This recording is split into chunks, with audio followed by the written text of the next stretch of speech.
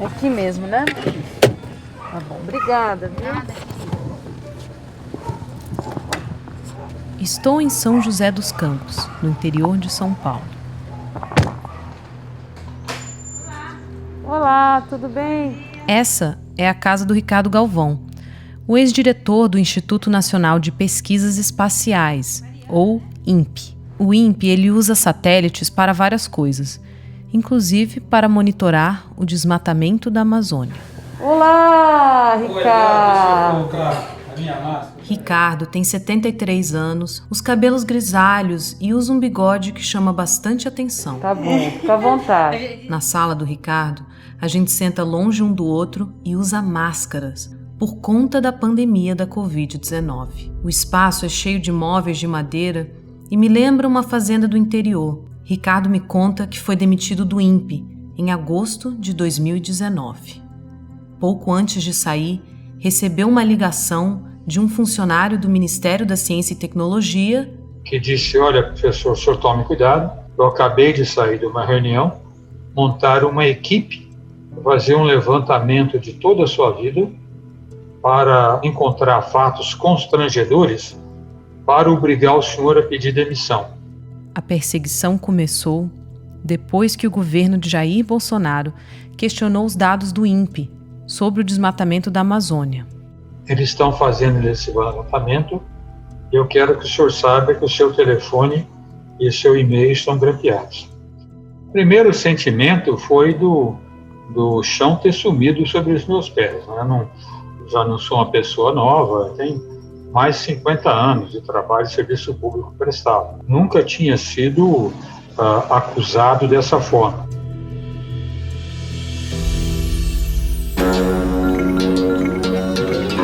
Começa agora os Cientistas na Linha de Frente, o podcast investigativo da agência pública sobre cientistas ameaçados.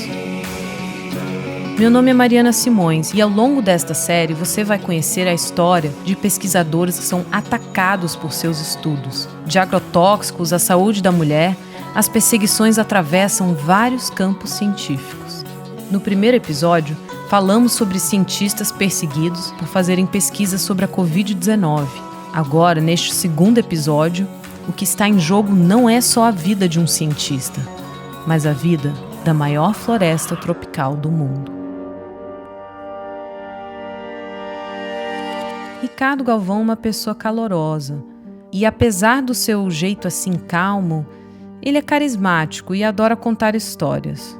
Eu sempre tive uma vocação para a ciência. Em cima de uma manta colorida estirada no sofá, o Ricardo me conta que desde criança sabia que tinha uma mente curiosa. Ele diz que seu pai fazia os filhos lerem não só livros, mas coleções inteiras de livros. Nós lemos todos os livros de Monteiro Lobato, Karl May, vários livros. Então sempre tivemos, isso eu devo muito aos meus pais, uma vocação para ler e aprender. Mesmo assim, Ricardo não imaginava que um dia seria um grande físico engenheiro e que se tornaria professor titular da Universidade de São Paulo. Nem que um dia seria eleito como cientista do ano pela revista Nature, uma das revistas de ciência mais importantes do mundo. Mas tudo isso começou em 1970, por conta do INPE. É que, quando ele era recém-formado em engenharia no Rio, o Ricardo foi chamado para fazer um curso de física dentro do INPE. Quando eu cheguei no INPE, eu encontrei uma classe de colegas espetaculares, muito bons alunos de todos os lugares do país. Sempre eu fui apaixonado pelo INPE. Assim como o Ricardo, nos anos 70, o INPE estava apenas começando a sua trajetória. Na década de 60, concretizou-se um dos imemoriáveis desejos do homem: a conquista do espaço. Enquanto a exploração espacial tomava conta do mundo, o Brasil não quis ficar de fora. Na época em que Ricardo foi estudar lá no INPE, apenas os Estados Unidos e o Canadá tinham uma estação operacional para receber imagens do grande satélite americano Landsat. O INPE trabalhou e fez o Brasil se tornar o terceiro país do mundo a usar esses dados. Então, já em meados da década de 70, o INPE colocou uma grande antena de recepção de satélites em Cuiabá, e aí começou a receber dados de satélite para monitoramento da terra, monitoramento de floresta. Os satélites coletam dados que são analisados por cientistas dentro do INPE. As informações coletadas por estes satélites são essenciais para o Brasil. É que elas ajudam a fazer a previsão do tempo, por exemplo, e são usadas por muita gente, de acadêmicos a agricultores. Isso foi a parte que sempre me encantou sobre o INPE, né? Pesquisadores de altíssimo nível voltados à pesquisa, mas uma preocupação fortíssima com os serviços prestados à sociedade brasileira.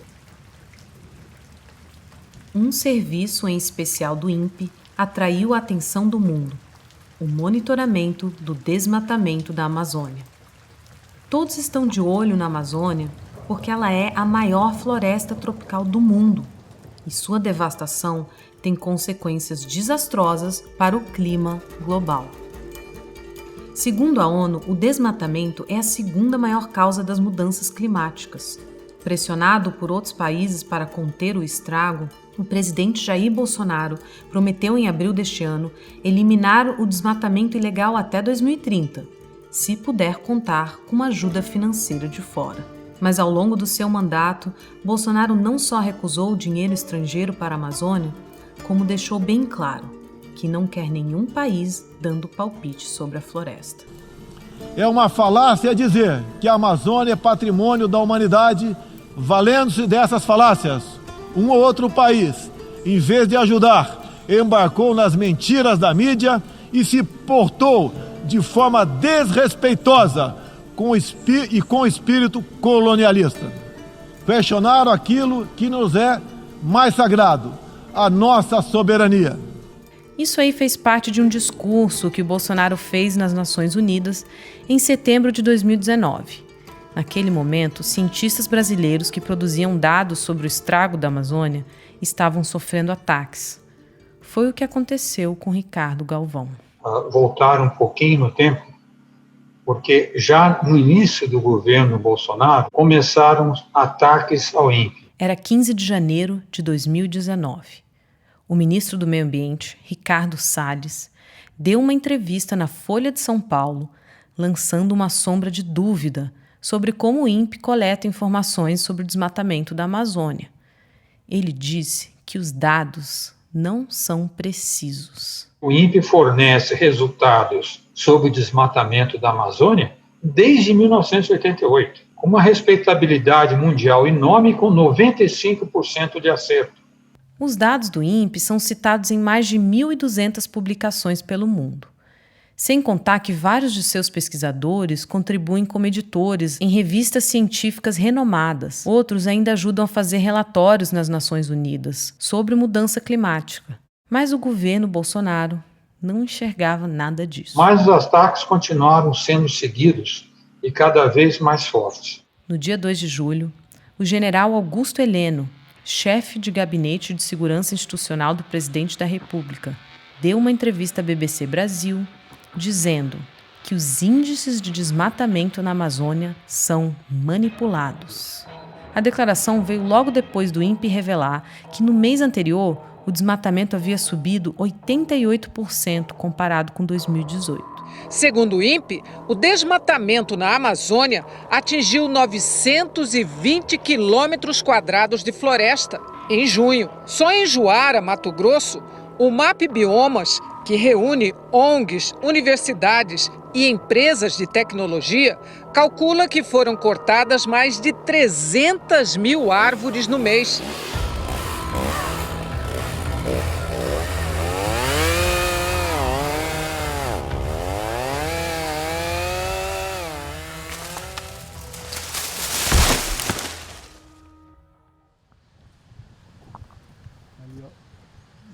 É lindo, a gente está em frente de uma árvore aqui. Que árvore é essa? É um ipê? É um ipê roxo? É um ipê roxo, sim, também cor de rosa. É cor de rosa. Ele tem várias tonalidades. Assim. É bacana porque o ambiente aqui é agradável, né? O INPE é um lugar agradável.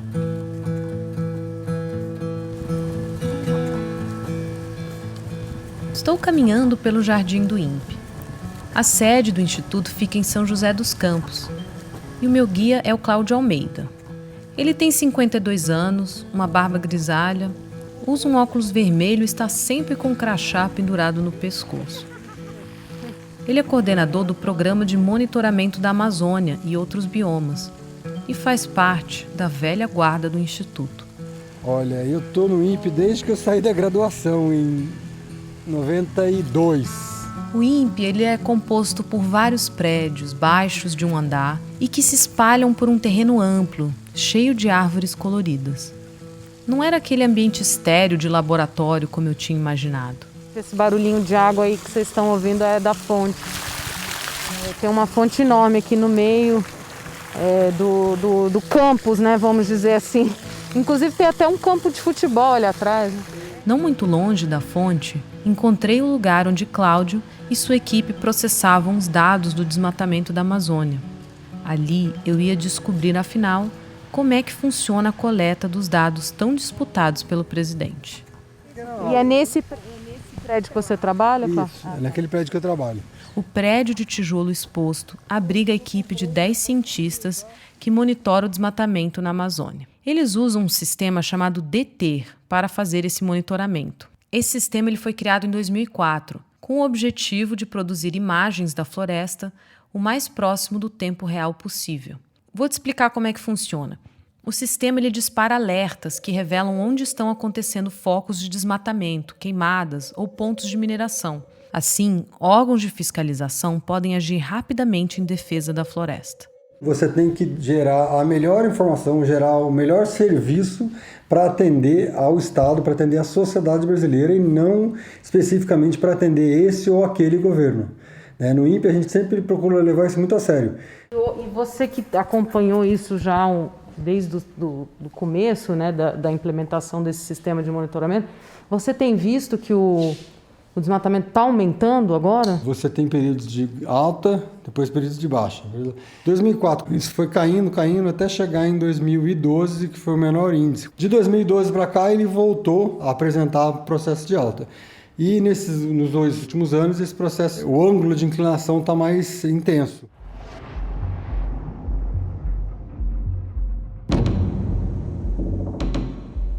Em 2020, registrou a maior taxa de desmatamento dos últimos 12 anos. Para vocês terem uma ideia, isso equivale a mais de 1 milhão de campos de futebol. Só em junho deste ano, a Amazônia perdeu um território quase 3 vezes maior que a cidade de Fortaleza. Quando Bolsonaro fez aquele seu discurso nas Nações Unidas em 2019, o Brasil já tinha registrado a maior taxa de desmatamento da última década. Mas o presidente não parecia preocupado com esse avanço desenfreado. Nossa Amazônia é maior que toda a Europa Ocidental e permanece praticamente intocada. Prova de que somos um dos países que mais protege o meio ambiente. Toda vez que cientistas soltavam números preocupantes sobre a perda da floresta, a resposta do governo era diminuir o problema e descredibilizar os dados. Eu perguntei para o Cláudio como que essa politização toda afetava o seu trabalho. Eu sei, toda vez que eu vou entregar um dado, eu sei que eu vou ser criticado. Se o dado é alto, eu sou criticado por quem quer dizer que o dado está baixo. Se o dado é baixo, quem quer dizer que o dado está alto vai dizer que o meu dado é ruim. Essa polarização, ela é muito prejudicial. Ela cria um clima de caça às bruxas que você tem que ficar eternamente se protegendo porque você sabe que vai ser questionado com aquele dado. Foi justamente o que aconteceu com Ricardo Galvão. Lembra que o INPE tinha divulgado em junho de 2019 que houve um aumento de 88% no desmatamento em comparação com o mesmo período no ano anterior? Pois é, Ricardo diz que ele já imaginava alguma reação, mas não dos altos escalões. Eu não esperava nunca um ataque do presidente Bolsonaro. Até que chegou esse dia, o 19 de julho. Naquele dia, Bolsonaro sentou para tomar café da manhã com a imprensa estrangeira.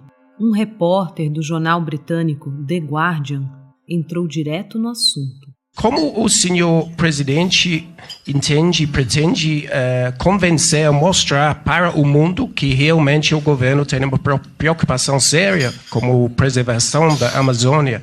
Primeiro você tem que entender que a Amazônia é do Brasil, não é de você. Peraí, antes de seguirmos, lá vai um fato curioso. A emissora do governo, a TV Brasil, foi o único veículo que pôde filmar no dia. Eu pedi a versão original dessa filmagem para a TV Brasil, mas eles não quiseram me enviar o material. Enquanto isso, os apoiadores do presidente sim tiveram acesso ao vídeo, porque o conteúdo viralizou nas redes bolsonaristas. O repórter britânico chamado Don Phillips me contou que ele chegou até ser reconhecido na rua como o cara que levou um fora do Bolsonaro naquela reunião. Mas quem levou o pior fora no final foi o Ricardo Galvão. Até mandei ver quem é o cara que está na frente do INPE, para ele vai ter que vir se explicar aqui em Brasília esses dados aí que passaram para a imprensa do mundo todo, que pelo nosso sentimento não condiz com a verdade. Até parece que ele está a serviço de alguma ONG, que é muito comum. Além de questionar os dados do INPE, o presidente alimentou teorias conspiratórias. Seus apoiadores dizem que ONGs internacionais vêm ao Brasil com o pretexto de proteger a Amazônia, mas, na verdade, eles querem roubar a floresta da gente. Cientistas como Ricardo Galvão supostamente fazem parte deste complô para entregar a Amazônia aos estrangeiros. No início, quando contaram para o Ricardo que o presidente tinha dito, ele nem acreditou. E quando eu li a Folha de São Paulo, realmente eu fiquei bastante chocado. A minha pressão baixou muito e me acudiram um pouco, né? Mas eu resolvi não responder imediatamente. Assim começaram as perseguições. A família do Ricardo também recebeu uma chuva de ataques pelas redes sociais. Eu não uso redes sociais, os meus familiares sim, e muitos disseram que havia várias ameaças, mas até com uma certa proteção nunca me explicitaram, né? A não ser as mais suaves, que diziam, esse velhinho já ganhou muito, está mamando no governo. Essas mais suaves eles me mostraram, né? Percebi em nossas várias entrevistas que o Ricardo não gosta de falar de como tudo isso afetava ele pessoalmente. Mas durante a minha visita até sua casa, vi de perto o impacto que aquilo tudo teve na sua vida. Quando o presidente Bolsonaro atacou o INPE, ele estava atacando o que ele não conhecia, né? Desculpe que eu... Porque foi muito duro, né? Foi. Você sentiu que era um ataque a um tesouro nacional, de certa forma? Foi um ataque fortíssimo a toda a ciência nacional, né? Bem, mas deixa eu... Talvez tivesse tomar um copo d'água, porque não esperava me emocionar se me fizesse contar a história, né? Mas já sou um velhinho, então a gente se lembra dos colegas. Desculpe emocionar no começo, mas quando falam naquele ataque eu fico emocionado realmente. Meses depois, quando falamos por videochamada, ficou claro para mim o verdadeiro significado que o ataque de Bolsonaro tinha para Ricardo. Quando ele disse que os dados do INPE são mentirosos, ele não está me atacando, está atacando todos os cientistas do INPE que produzem esses dados. Isso pode ser um trauma na vida de um cientista que é irrecuperável. Na mesma hora, eu pensei sobre esses jovens colegas. Por isso eu disse, eu tenho que dar uma resposta absolutamente contundente. Mostrar que o presidente está errado, né? Por isso que eu disse que a resposta não era só minha defesa, mas uma defesa da ciência. A resposta que o Ricardo deu em defesa da ciência foi transmitida em um programa da Globo News poucos dias depois de Ricardo ser demitido. Ricardo Galvão defendeu os dados e a metodologia do INPE. Qualquer dirigente de um país tem que entender, que quando se trata de questões científicas, não existe autoridade acima da soberania da ciência. Não existe autoridade. De certa forma, Ricardo deu a própria cabeça para proteger a integridade da instituição que ele representava. Mas o clima de perseguição dentro do Instituto continuou, mesmo depois da sua saída. Em julho de 2020, o INPE voltou a estampar as manchetes de jornais em todo o país. O governo exonerou a pesquisadora do INPE, Lúbia Vinhas, responsável pelo monitoramento da devastação florestal no país. Mais protege o meio ambiente. Os jornais questionavam se a Lúbia sofreu um ataque parecido ao de Ricardo Galvão. É que ela tinha sido exonerada logo depois do INPE relatar um novo pico na taxa de desmatamento. O último levantamento mostra que o desmatamento na região cresceu mais de 25% de janeiro a junho, na comparação com o mesmo período do ano passado. Quando eu liguei para a Lúbia para saber o que tinha acontecido, ela tinha acabado de ser exonerada. Ela revelou que ainda não tinha conversado com ninguém da imprensa. Porque assim, eu tenho que pensar bem o que eu vou falar, porque justamente para não criar mais problemas para o INPE. Lúbia trabalha no INPE há 23 anos. Ela tem um cabelo liso, preto, e é exatamente a imagem que me vem à cabeça quando eu penso em um cientista. Sabe aquela pessoa meticulosa que explica tudo de uma maneira muito apaixonada e com inúmeros detalhes? Essa é a Lúbia. Minha exoneração, ela não foi resultado de ter número X ou número Y no desmatamento. A resposta oficial do governo é que o INPE estava passando por um processo de reestruturação e, por isso, o cargo da Lúbia foi cortado. Ela era coordenadora do núcleo do desmatamento há apenas 2 anos. Lúbia sabia que a tal reestruturação estava em curso, mas ela ainda não tinha terminado seu mandato e disse que não foi avisada que mudaria de setor tão cedo. Ela ficou sabendo dessa mudança pelo Diário Oficial. Para mim, pessoalmente, foi um horror, né? Porque era toda a minha família me ligando, perguntando por que eu tinha sido demitida, o que eu fiz de errado, gente que eu nem conheço falando coisas sobre mim. Pessoalmente, foi muito ruim, porque eu não esperava isso. Mas apesar da exoneração ter exposto a sua vida para o mundo, a maior preocupação da Lúbia não era em se preservar, e sim em proteger o INPE. O que a gente tem que procurar saber é o que a reestruturação, se ela traz algum risco para essa atividade, qual o risco que é e como isso pode ser prevenido, né? A atividade que você diz é o quê? Os dados sobre desmatamento que a gente gera.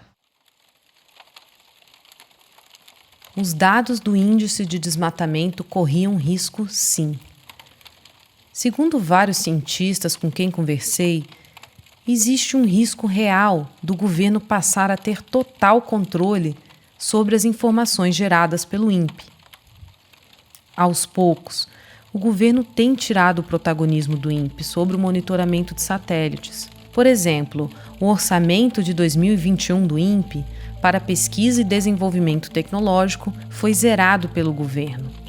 Os funcionários foram mantidos, mas essencialmente não tem mais dinheiro para trabalhar. Além disso, extrapola até isso, porque os dados que o INPE produz, muitos dos dados, são feitos com satélites desenvolvidos pelo próprio INPE. Satélites Cibers, 2 que estão voando, e o satélite Amazônia. Agora, na renovação do orçamento anual para os próximos anos, o governo cortou toda a verba do INPE de desenvolvimento de satélites. Ricardo Galvão acredita que o desmonte do INPE aponta para algo mais sombrio. O que o governo quer fazer é tirar esse sistema do INPE, que está totalmente sob controle civil e aberto à população, e colocá-lo sob uma gestão militar. O governo propôs exatamente isso. Em setembro de 2019, o vice-presidente da República, o general Hamilton Mourão, defendeu a criação de uma nova agência que juntasse todo o monitoramento de satélites sobre um único órgão de controle. Essa agência não existe ainda, mas a ideia é que ela estaria vinculada ao Ministério da Defesa, ou seja, sob o comando militar. Então o INPE continuaria fazendo monitoramento da Amazônia, mas esses dados teriam que ser submetidos a esse órgão de controle. Não teria divulgação aberta e pública como o INPE faz atualmente. Então, basicamente, os dados de desmatamento da Amazônia não seriam mais transparentes. Eles ficariam na mão do comando militar e, portanto, não seria de acesso público. Teria uma censura superior sobre os dados do INPE. Ricardo diz que tem um órgão dentro do Ministério da Defesa que pode acabar assumindo o controle dos dados do desmatamento. Ele se chama Centro Gestor e Operacional do Sistema de Proteção da Amazônia, ou melhor, CENSIPAM. Diferente do INPE, que gera imagens com satélites próprios, o Sensipan monitora a Amazônia com imagens de satélites de radar comprados lá no exterior. Como os dados feitos pelo INPE são públicos, perguntei para Elcio Vieira Júnior, que é diretor de produtos do Sensipan, se os dados que eles produzem também podem ser acessados livremente. No contrato, me fala que eu posso disponibilizar essas imagens para qualquer órgão do governo brasileiro. Para uma pessoa física, eu não posso disponibilizar. Eu poderia ter colocado isso no contrato. Eu vou disponibilizar isso para qualquer pessoa do Brasil que pedir. Mas isso faria o preço ser extremamente mais caro. Então fica muito caro o dado ser público, é isso? Ser 100% público, sim. Ele alega que o culpado nisso tudo são as empresas estrangeiras que vendem as imagens para o Brasil. São eles que cobram muito caro para o dado ficar aberto. Eu queria triplicar ou quadruplicar o preço das imagens. Então, a grande questão é uma questão que tem que ser discutida. Quem é que vai pagar essa conta? Não tem dinheiro para tornar o dado público e também não tem mais dinheiro para o INPE. Mas no final do ano passado, o governo gastou 175 milhões de reais com a compra de um novo satélite, de uma empresa finlandesa. O contrato é sigiloso por 5 anos e a aquisição deste satélite foi feita sem licitação, porque o governo alega que é uma questão de segurança nacional. A nova aquisição ficará sob o comando do Ministério da Defesa e será usado também pelo Sensipan. A gente vai se utilizar dele também, porque as características dele atendem às características que a gente necessita para combater o ilícito ambiental. O tal satélite usa radares, porque ele consegue detectar o desmatamento mesmo quando tem nuvens. Essa tecnologia já é usada por satélites dentro do INPE, mas Elcio diz que é preciso investir ainda mais para localizar melhor o desmatamento. Por isso que existe a necessidade de eu ter outros, ou um satélite nosso, que foi esse caso agora, que o governo comprou, ou a gente comprar imagens de satélite que tenham resolução melhores, para eu conseguir enxergar o desmatamento quando ele está pequeno ainda. Então você vê a necessidade de comprar mais um para que se enxergue melhor? Sim. Para cientistas como Ricardo, o que está acontecendo com o INPE é assustador. Mas ele diz que o investimento em ciência e tecnologia já vem caindo há algum tempo. Infelizmente, começou no governo Dilma. Mas o que preocupa no governo Bolsonaro, isso que eu quero estressar, Maria, é o discurso dele. É o discurso contrário à ciência. É o discurso desmotivador. Eu, depois de sair do INPE, eu voltei para a USP. Estou dando aula na pós-graduação, no Instituto de Física, né? E o que mais me deixou realmente triste foi ver um certo desânimo nos alunos de pós-graduação. Muitos alunos falando, professor, será que eu devo mesmo continuar a carreira científica? Então essa mensagem dele de escárnio com relação à ciência é que é extremamente preocupante. Apesar do clima sombrio no país, o Ricardo é prova de que muitos estão dispostos a sair em defesa da ciência. Este ano, o Ricardo recebeu uma das maiores honras no meio científico, o Prêmio Mundial de Defesa da Ciência, entregue pela Associação Americana para o Avanço da Ciência. Todo líder de uma nação tem que saber que quando se trata de questões científicas, não há autoridade acima da soberania da ciência.